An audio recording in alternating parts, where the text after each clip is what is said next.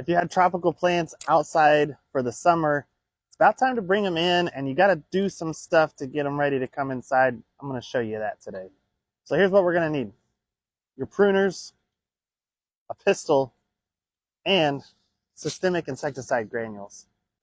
Okay, why pruners? Because if your plant's been outside all summer, most likely it's grown a lot, and you're going to have to wrestle this thing and bring it indoors, and it might just be a little too unruly to move around right now. So we're going to take some of the longest branches off and make sure that it's easier to get in and out of the house. Plus, all these beautiful blooms, they're going to be falling off and just making your house dirty. So let's go ahead and knock off some of these longer branches.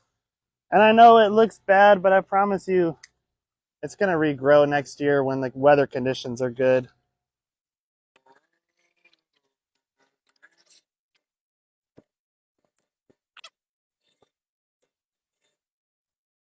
Okay, now this is obviously a bougainvillea. Bougainvilleas can be cut back really hard. So if you wanted to go more extreme and actually shorten this down quite a lot more, you could do that.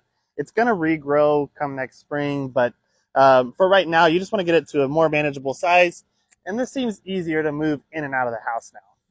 Now, what we're not doing right now is repotting it. It actually needs to be repotted, but we're going to wait until spring to repot it because you don't want to give it a bunch of new fresh soil and fertilizer right before it goes into your home or greenhouse, because that's going to cause it to have a growth spurt, which you don't really want to do in the wintertime. Now, once you've got it to the size that you want it to be, the next thing we wanted to do is manage any insects. So if it does have some bugs on it, which I saw some caterpillars and some aphids on here, you don't want to bring those into your house and introduce them to the rest of your house plants. Plus, once you bring it indoors, those bugs will have a tendency to multiply because there's no predators or wind or rain happening outside. So I'm going to start by hosing this off, and for that, we're going to lay it down. Okay, so ignore my leaky hose because that's not the point here. We're going to go through and we're going to spray off all the nooks and crannies and branches and leaves of this plant with a hard jet of water to knock off any bugs that might be harboring there. Start down here on the trunk. You're not going to hurt your plant by doing this. Wash off any bugs.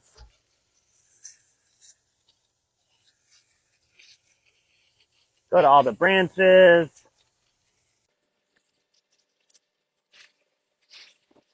Roll it over. And repeat.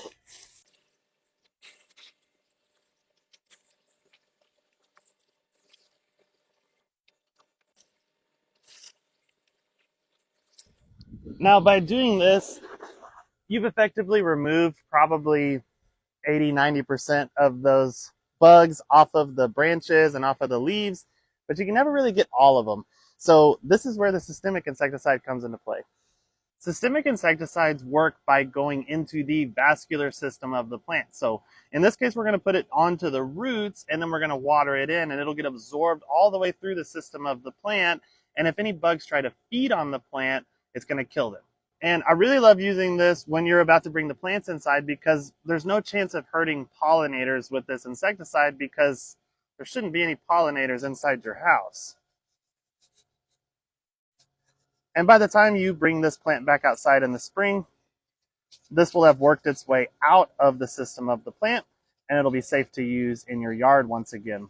For this size of a container, it recommends 2/3 of a cup of granules, which is quite a lot. So I'm going to be pretty generous here with my systemic insecticide granules all over the top of the soil.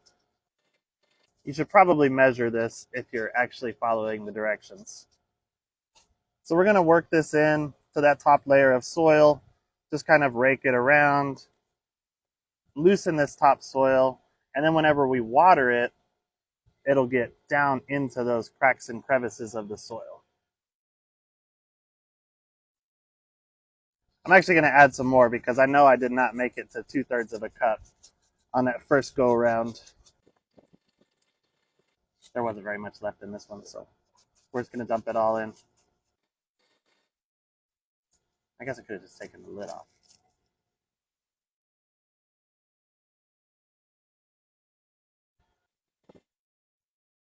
I'm going to use my leaky water hose to lightly water this in. You don't want to water it so much that all of it flushes out the bottom drain hole, but we're just going to lightly water this in to settle all that soil and those granules in place. We're almost done. Last step would be if you have some type of neem oil or leaf shine or something like that that you want to spray on the leaves just to make sure that any type of insects that might be lingering there are going to get killed either by the water hose, the systemic granules, or whatever spray you want to put onto the leaves. And then you're ready to take this inside. And it's a lot more manageable.